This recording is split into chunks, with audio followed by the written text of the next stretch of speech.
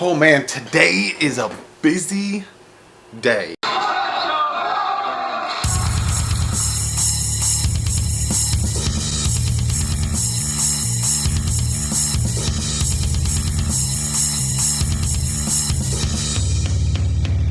What's up, Fin fans? So today was the teams had to get their players down to 53 men on their roster. I got a ton of Dolphin notes. I got a ton of Dolphin cuts, some other transactions, and I'm going to talk about other things that are going on in the NFL right now. So this is a combination of things, just to give you guys a refresher. So just to start, the Dolphins, it's now 4 o'clock. The Dolphins are under their 53-man roster. If any updates happen while I'm talking to you, I'm going to look at my computer and I will give you updates.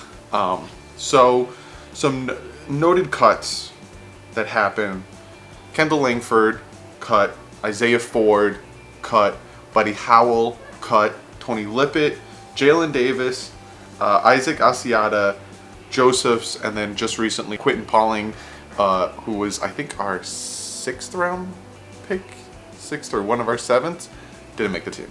Cut.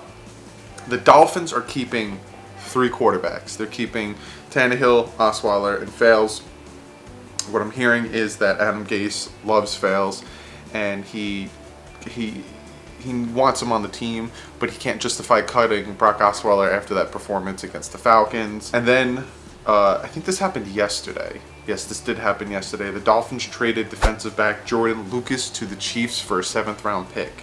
So now we have a 7th round pick next year's draft.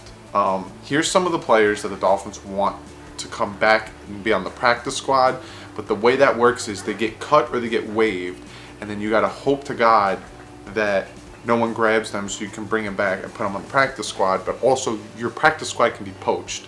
We can poach other practice squads, but so these are the players that they want to bring back. Defensive end Cameron Malaj, I think that's how you say his name, Malav. They want to bring him back. Cornerback Jalen Davis, they want to bring him back to the practice squad. Wide receiver Isaiah Ford, they want to bring back to the practice squad. Jonathan Woodyard, running back Buddy Howell, and linebacker Kason Collins. So that's only 6, which means they have 4 spots on the practice squad. You can hold 10, 4 players. And I think they're going to pick up a developmental quarterback. Will they trade for one? Will they pick up some of these guys that have been cut?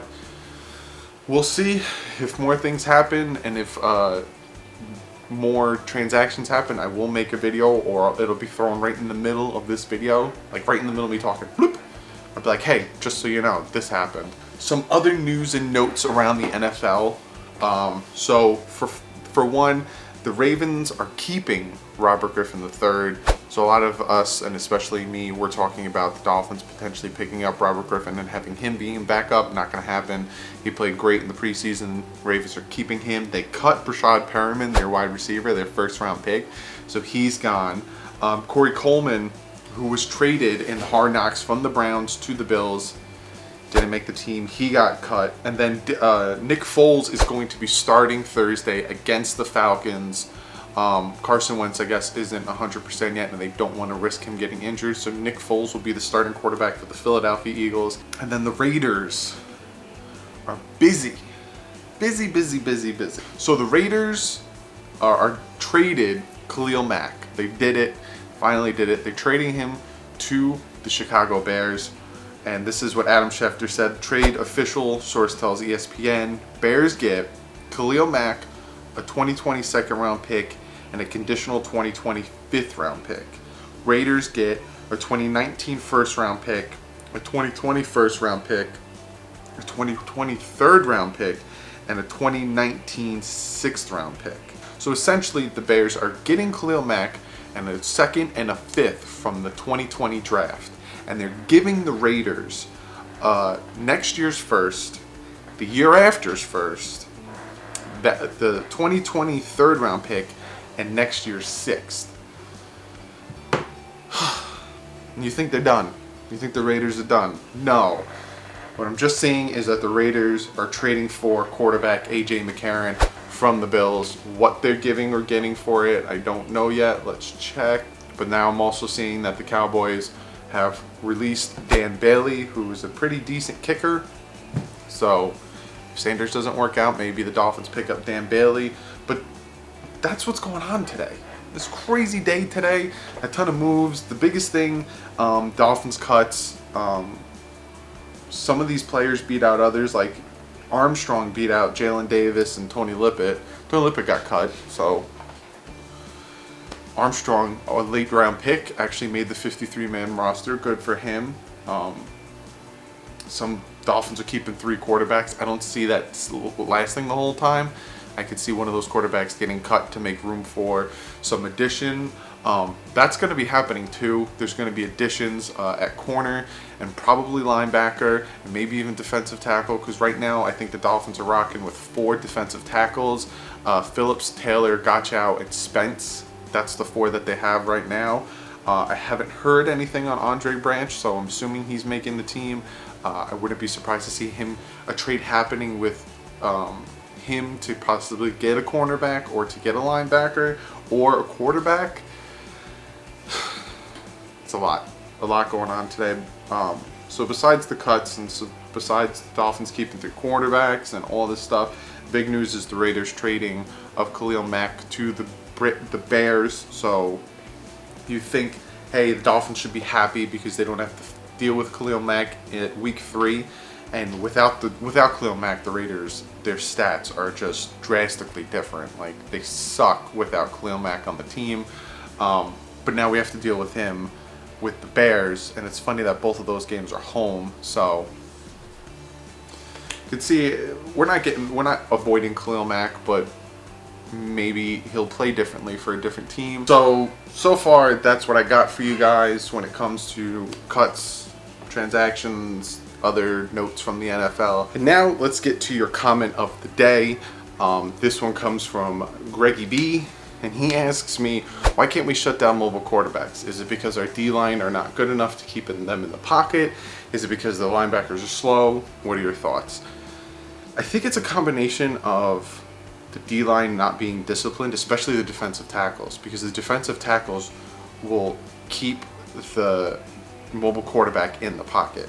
If you notice, a lot of times when mobile quarterbacks start to run, it's because the D-line, the offensive line and the D-line kind of open up that gap in the middle and the quarterback can take off. And also it has to do with keeping him contained in the pocket so he can't roll out.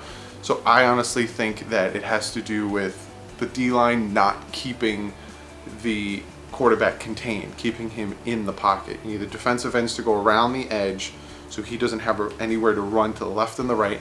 You need those defensive tackles to close the middle so he has nowhere to run up the middle.